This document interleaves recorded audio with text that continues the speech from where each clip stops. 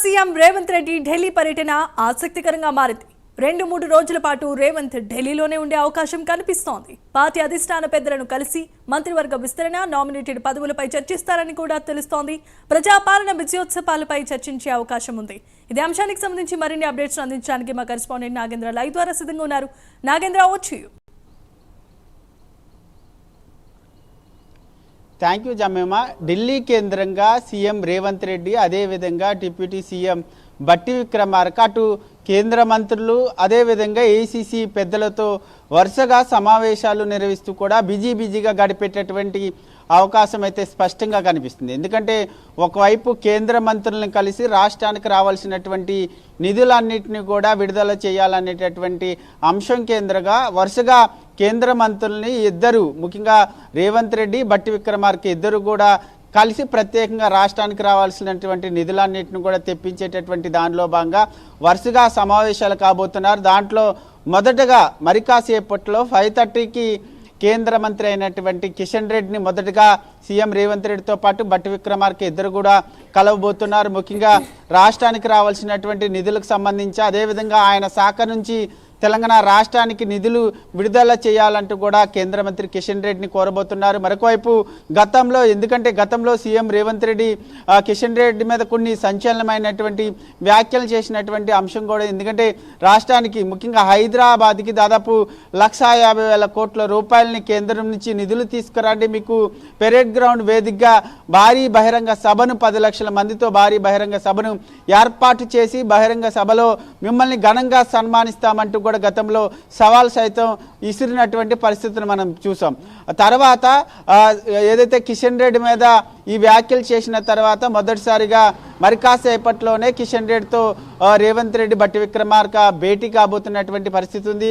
అనంతరం 7కి మరో కేంద్ర మంత్రి అయినటువంటి ధర్మేంద్ర ప్రసాద్తో కూడా భేటీ కాబోతున్నారు. ఈ భేటీలో కూడా ప్రధానంగా ఆయన శాఖలకు సంబంధించినటువంటి దాని నుంచి ప్రధానంగా రాష్ట్రానికి రావాల్సినటువంటి నిధులపైన ప్రధానంగా కోరేటటువంటి అవకాశం ఉంది. తర్వాత 7:30కి నితిన్ గడ్కరీతో భేటీ అయ్యి, ఈ భేటీలో ప్రధానంగా తెలంగాణ రాష్ట్రంలో కాంగ్రెస్ ప్రభుత్వం చేపడుతున్నటువంటి ఇందిరమ్మ ఇళ్ల పథకానికి సంబంధించినటువంటి దాంట్లో ప్రధానంగా, ఎందుకంటే మొదటి విడతలో భాగంగా ఇళ్ల నిర్మాణానికి సంబంధించినటువంటి అంశంలో 5 లక్షల రూపాయలు ఇస్తామంటూ కూడా ఇప్పటికే చెప్పడం జరిగింది. మొదటి విడత ఇందిరమ్మ ఇళ్ల పథకాన్ని కూడా ప్రారంభించినటువంటి నేపథ్యంలో ముఖ్యంగా ప్రధానమంత్రి ఆవాస్ యోజన కింద రావాల్సినటువంటి నిధులని విడుదల చేయాలంటూ కూడా కేంద్ర మంత్రుల్ని కోరేటటువంటి అవకాశం ఉంది. ఈరోజు ఈ ముగ్గురు మంత్రులను కలుస్తుంటే రేపు ఎల్లుండి కూడా పలు కేంద్ర మంత్రులను కలిసి మరింత మందితో భేటీ అయ్యేటటువంటి అవకాశం కనిపిస్తుంది. దీంతో పాటు మరొకవైపు ఏఐసీసీ పెద్దలతో కూడా కొన్ని కీలకమైనటువంటి సమావేశాలని సీఎం రేవంత్ రెడ్డి నిర్వహించబోతున్నారు. దాంట్లో ప్రధానంగా తెలంగాణ రాష్ట్రంలో కాంగ్రెస్ ప్రభుత్వం ఏర్పడి 1 ఇయర్ కంప్లీట్ అయినటువంటి నేపథ్యంలో ప్రస్తుతం రాష్ట్ర వ్యాప్తంగా కూడా ప్రజాపాలన విజయోత్సవాలు నిర్వహించింది. ఆ విజయోత్సవాలకు సందర్భంగా ప్రధానంగా రాష్ట్రంలో ఏ పథకాలని అమలు చేస్తున్నాము, మేము 1 ఇయర్లోనే ఎంత అభివృద్ధి చేశామన్న దానిపైన ప్రధానంగా విజయోత్సవాలు నిర్వహించినటువంటి దాంట్లో ప్రజలకు వివరించినటువంటి పరిస్థితి. ప్రస్తుతం దానికి సంబంధించినటువంటి అంశంలో ఇప్పటికే ఒక సమగ్ర నివేదికను సైతం సీఎం రేవంత్ రెడ్డి మంత్రుల సమక్షంలో ఆయన నివాసంలో రూపొందించడం జరిగింది. ఆ నివేదికను ఏఐసీసీ పెద్దలను కలిసిన తర్వాత వచ్చినటువంటి 1 ఇయర్లోనే 6 గ్యారంటీలకు సంబంధించినటువంటి అంశంలో కొన్ని గ్యారంటీలను అమలు చేశాం. అదేవిధంగా రైతు రుణమాఫీతో పాటు అదేవిధంగా మరొక వైపు తెలంగాణ రాష్ట్రంలో కీలకమైనటువంటి యువతకు సంబంధించినటువంటి అంశంలో స్కిల్ యూనివర్సిటీకి సంబంధించినటువంటి అంశం కానీ, మరొక వైపు ఇతర కొన్ని కీలకమైనటువంటి అంశాలన్నింటిని కూడా మేము నెరవేర్చాము. దీనికి సంబంధించినటువంటి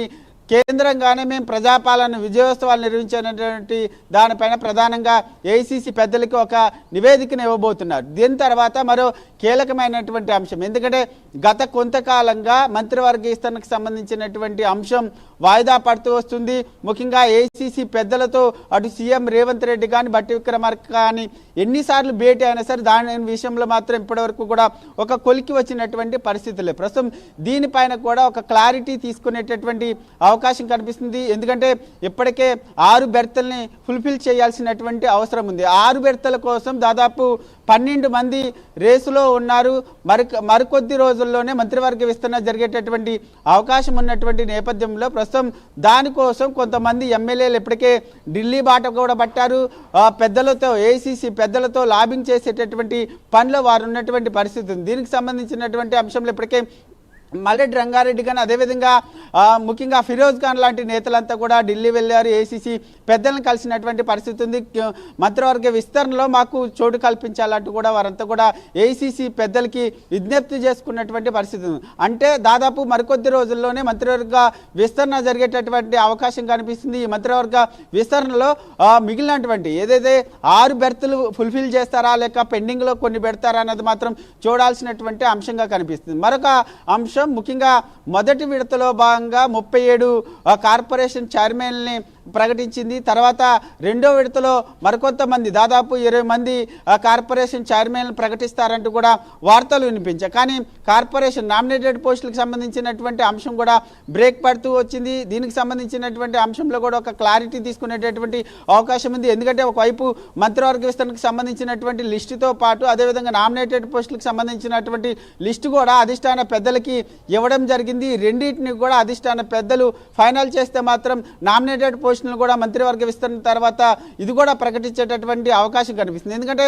తెలంగాణ రాష్ట్రంలో కాంగ్రెస్ని అధికారంలోకి తీసుకురావడానికి కృషి చేసినటువంటి ప్రతి ఒక్కరికి కూడా నామినేటెడ్ పోస్టులు ఇస్తామంటూ కూడా రాష్ట్ర నాయకత్వం చెప్తున్నటువంటి నేపథ్యంలో ప్రస్తుతం పెద్ద ఎత్తున ఆశాహువుల సంఖ్య కూడా ఉంది. రెండో విడత నామినేటెడ్ పోస్టులకు సంబంధించినటువంటి జాబితాలో మా పేర్లు ఉంటాయనేటటువంటి ఆశతో ప్రతి ఒక్కరు కూడా వెయిట్ చేస్తున్నటువంటి పరిస్థితి. ప్రస్తుతం ఆ లిస్టు కూడా ప్రకటించేటటువంటి అవకాశం కనిపిస్తుంది. 2-3 రోజుల పాటు ఢిల్లీలోనే సీఎం రేవంత్ రెడ్డితో పాటు బట్టి విక్రమార్క కూడా అక్కడే మకాం వేసి ప్రధానంగా రాష్ట్రానికి రావాల్సినటువంటి నిధులతో పాటు అదేవిధంగా మరొకవైపు ఏఐసిసి పెద్దలను కలిసి మంత్రివర్గ విస్తరణ అదేవిధంగా నామినేటెడ్ పోస్టులతో పాటు మరొకవైపు ప్రజాపాలనలో సాధించినటువంటి అభివృద్ధి అమలు చేస్తున్నటువంటి సంక్షేమ పథకాలకు సంబంధించినటువంటి అంశంపైన ప్రధానంగా ఏఐసిసి పెద్దలకి వివరించేటటువంటి అవకాశం ఉంది. ముఖ్యంగా ఒకటే లక్ష్యంగా సీఎం రేవంత్ రెడ్డి ఢిల్లీలో వరుసగా కేంద్ర మంత్రులను కలిసి రాష్ట్రానికి రావాల్సినటువంటి నిధులు తీసుకురావడమే లక్ష్యంగా ఈ షెడ్యూల్ ఉన్నటువంటి అవకాశం అయితే కనిపిస్తుందని చెప్పాలి.